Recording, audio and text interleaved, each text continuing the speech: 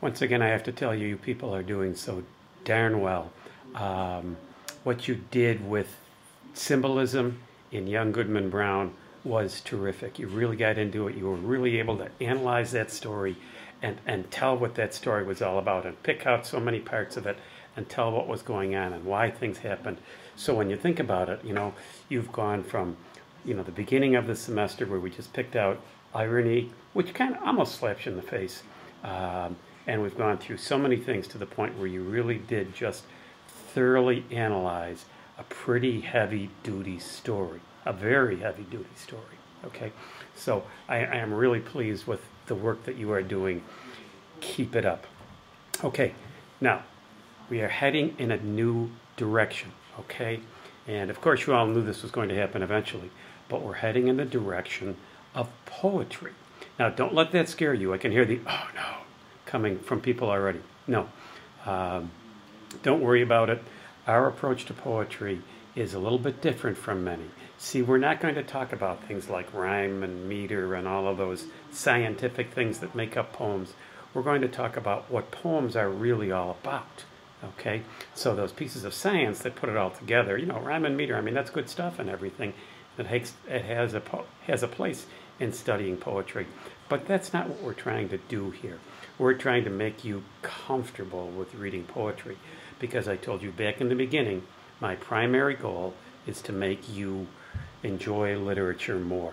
And so if I turn this into analyze this poem and find the meaning that some critic thought it should have, then that's not fun. Yeah, sure. It's kind of neat when you can come up with the same meaning as some critic, but that's not what we want to do here. We're not too concerned about what the critics have to say. I've told you from the beginning that literature only has meaning in that it has meaning for you. Okay, so we're going to go in the same direction with poetry. So don't worry about doing poetry. Now, all of that being said, of course, you can come up with things about poems that just blatantly are not right. Your idea should be based on what happens in the poem. Okay, but we can't help but bring ourselves to poems too. And one of the neat things about poetry is it can often remind us of things in our own life, and that's pretty cool. Just as the short stories that we've read, sometimes it reminded people of some of the things in their life. Well, the same is true of poems. So, we want to have that kind of openness in ourselves to see if a poem reminds us of something. We're going to be talking primarily about two different kinds of poetry. We're only going to talk about one this week, and that's narrative poetry. And what's narrative poetry? Narrative poetry is a poem that tells a story. It narrates. It tells us a story. Okay? So that's what we're going to be looking for, is what the story is in these poems. A very important thing in reading poetry, and please pay very careful attention to this, a very important thing in reading poetry is that you read it by the punctuation. Don't read it line by line, as you may well have read poems in the past. Read it the same way you read prose. Read it by the punctuation. Okay? If you read it line by line, it can really be confusing.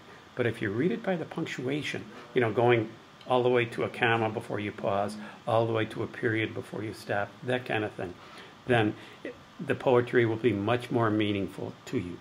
Keep in mind that what a poet does is he takes ideas and he capsulizes them. He finds some really important words to use that can kind of explode for us in meaning.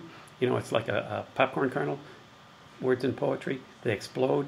And of course, you put a little bit of popcorn in a pan, you end up with a full pan of popcorn. A popped corn. Well, with poetry, poetry is generally not a lot of words, but lots of ideas involved in those words, because the words chosen just explode for us. And there may be more of that in the kind of poetry we'll talk about next week, lyric poems, than the poetry we're talking about this week, narrative poems. This week we're looking at poems that tell a story, and so I want to give you a couple examples of poems that tell a story. Now, you might be asking why I have a baseball shirt on Oakland A's. Well, my son lives in Oakland, so, I have Oakland A's stuff. But, and of course, the World Series is going on now, and there is no more intense sporting I don't know, sporting happening than the World Series. It's just so intense all the way through. It's a different game from any other sport that you might want to encounter. But anyway, all that being said, I want to tell you the story that I'm sure you've encountered before. The name of the story is Casey at the Bat. And so I've created some setting here. Remember we talked about setting? Okay. Well, I've created some setting by wearing a baseball uniform, a baseball shirt and hat. Okay. The poem goes like this. And again, the name of the poem is Casey at the Bat. The outlook wasn't brilliant for the Mudville Nine that day. The score stood 4-2 with but one inning more to play. And so when Cooney died at first and Burroughs did the same, a sickly silence fell upon the patrons of the game. A straggling few got up to go in deep despair. The rest clung to the hope that springs eternal in the human breast. They thought if only Casey could but get a whack at that, they'd put up even money now with Casey at the bat. But Flynn preceded Casey, as did also Jimmy Blake, and the former was a pudding and the latter was a fake. So upon that stricken multitude grim melancholy sat, for there seemed but little chance of Casey's getting to the bat. But Flynn let drive a single to the wonderment of all, and Blake, the much despised, tore the cover off the ball. And when the dust had lifted and they saw what had occurred, there was Jimmy safe on second and Flynn a hugging third. Then from this gladdened multitude went up a joyous yell. It bounded from the mountaintop and rattled in the dell.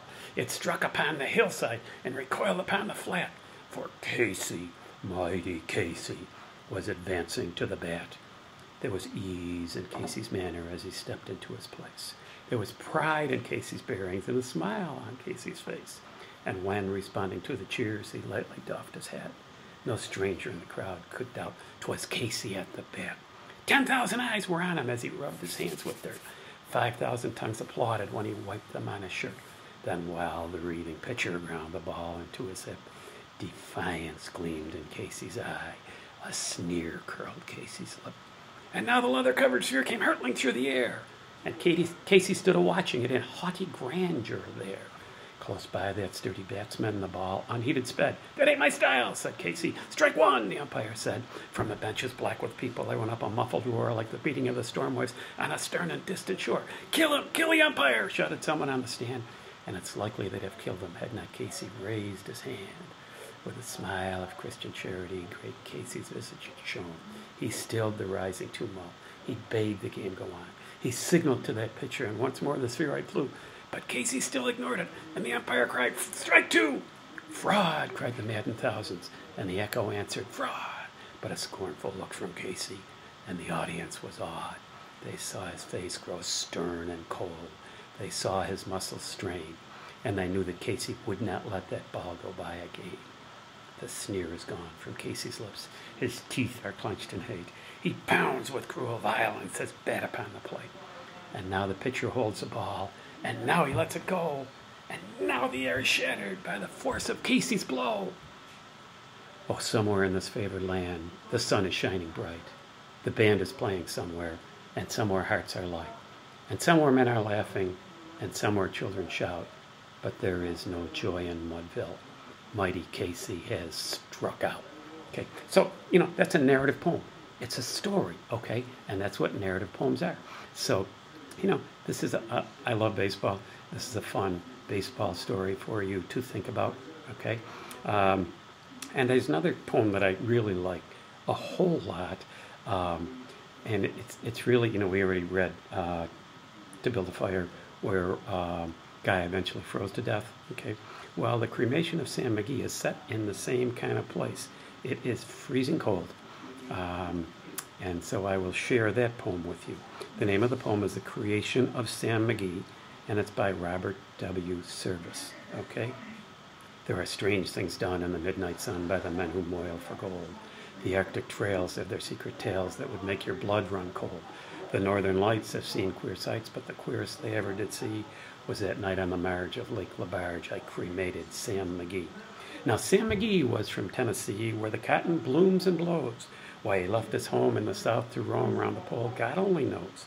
He was always cold, but the land of gold seemed to hold him like a spell, though he'd often say in his homely way that he'd sooner live in hell. On a Christmas day, we were mushing our way over the Dawson Trail. talk of your cold through the parka's fold that stabbed like a driven nail. If our eyes we'd close and the lashes froze till sometimes we couldn't see. It wasn't much fun, but the only one to whimper was Sam Mcgee. And that very night, as we lay packed tight in our robes beneath the snow, and the dogs were fed and the stars overhead were twinkling heel to toe, he turned to me and, "Cap," says he, "I'll cash in this trip, I guess. And if I do, I'm asking that you won't refuse my last request." Well, he seemed so low that I couldn't say no. Then he says with a sort of moan, "It's the cursed cold and it's got right hold till I'm chilled clear through to the bone. Yet 'tain't being dead, it's the awful dread of an icy grave that pains. So I want you to swear that, foul or fair, you'll cremate my last remains." A pal's last need is a thing to heed, so I swore I would not fail. And we started on at the streak of dawn, but God, he looked ghastly pale. He crouched in the sleigh and he raved all day of his home in Tennessee. And before nightfall, a corpse was all that was left of Sam Mcgee. There wasn't a breath in that land of death, and I hurried horror-driven with a corpse half hid that I couldn't get rid because of a promise I'd given.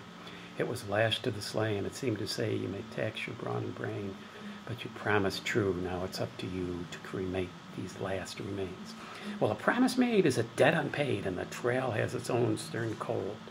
In the days to come, though my lips were numb and my heart, how I cursed that load. In the long, long night by the lone firelight, while the huskies round in the ring howled out their woes to the nameless foes. Oh God, how I loathed that thing. And every day that quiet clay seemed to heavy and heavier grow. And on I went till the dogs were spent and the grub was getting low. The trail was bad and I felt half mad, but I swore I would not give in. And I'd often sing to the hateful thing, and I'd hearken with a grin, till I came to the barge on Lake Lamarge, and a derelict there lay. It was jammed in the ice, but I saw in a trice it was called the Alice May. I looked at it, and I thought a bit, and I looked at my frozen chum. "Then here," said I, with a sudden cry, "is my crematorium." Some planks I tore from the cabin floor, and I lit the boiler fire. Some coal I found that was lying around, and I heaped the fuel higher. The flames just soared, and the furnace roared, such a blaze you seldom see. Then I burrowed a hole in the glowing coal, and I stuffed in Sam Mcgee. Then I made a hike, for I didn't like to hear him sizzle so. And the heavens scowled, and the huskies howled, and the winds began to blow. It was icy cold, but the hot sweat rolled down my cheeks, and I don't know why. And a greasy smoke and an inky cloak went streaking down the sky. I do not know how long in the snow I wrestled with grisly fear, but the stars came out and they danced about ere again I ventured near. I was sick with dread, but I bravely said, "I'll just take a peep inside. I guess he's cooked." And it's time I looked. Then the door I opened wide, and there sat Sam, looking cool and calm in the heart of the furnace roar. And he wore a smile, you could see a mile, and he said, "Please close that door. It's warm in here, but I gravely fear you'll let it in the cold and warm. Since I left Plum Tree down in Tennessee, it's the first time I've been warm." There are strange things done in the midnight sun by the men who moil for gold. The Arctic trails have their secret tales that would make your blood run cold. The northern lights have seen queer sights, but the queerest they ever did see was that night on the marge of Lake Lamarge. I cremated Sam Mcgee. Okay, so that's another really fun poem, I think. And again, it's a narrative poem. It tells a story. It's a neat story. And if you noticed, I tried not to read it line by line. I have it memorized, but I kept my paper in front of me just because it's a pretty long poem and I didn't want to screw up. But anyway, so that's a couple of really fun narrative poems. There's another narrative poem that all of you know, and all of you know well. The name of it is The Night Before Christmas. That's a narrative poem. I won't recite it for you. I'm sure all of you have a copy of it somewhere. But that's another poem that you can choose from this week, okay? So, Casey at the Bat, The Cremation of Sam Mcgee, Night Before Christmas, and then let me give you some other poems. Maybe just stop this for a minute and go and get a pencil and paper so you can write these down so that you can have the names of poems that I want you to take from and write down the page numbers, okay? So just stop this for a minute, go get pencil and paper, and then jot these down when you get back and start me again and I will finish up for you. Okay, so here's some other poems that are narrative poems and that can be part of your consideration for this week. Okay, and of course I'll have an assignment for you on Moodle. But one of them is Dog's Death, and that's on page 530. Okay, a lot of people read about that poem. Another one is Manners on page 565. Another one is Hazel Tells Laverne on page 577.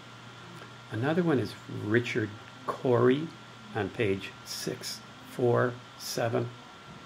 And finally, The Death of the Turret Ball Gunner on page 574. So once again, Dog's Death, page 530, Manners, page 565, Hazel Tells Laverne, 577, Richard Cory, 647, Death of the Turret Ball Gunner, 574.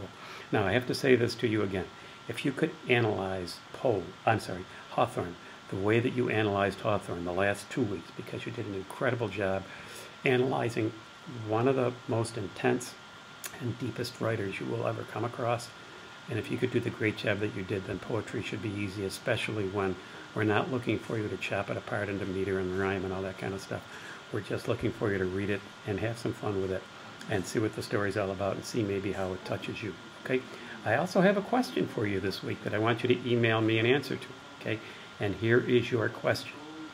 Email me the name of your favorite poem. It doesn't have to be one from the ones that we did today. In fact, it's probably not going to be one from the ones we did today. But we all have a favorite poem. So email me the name of your favorite poem this week. Okay? Questions? Get in touch. You know where to get me. You're doing great. Have a good week.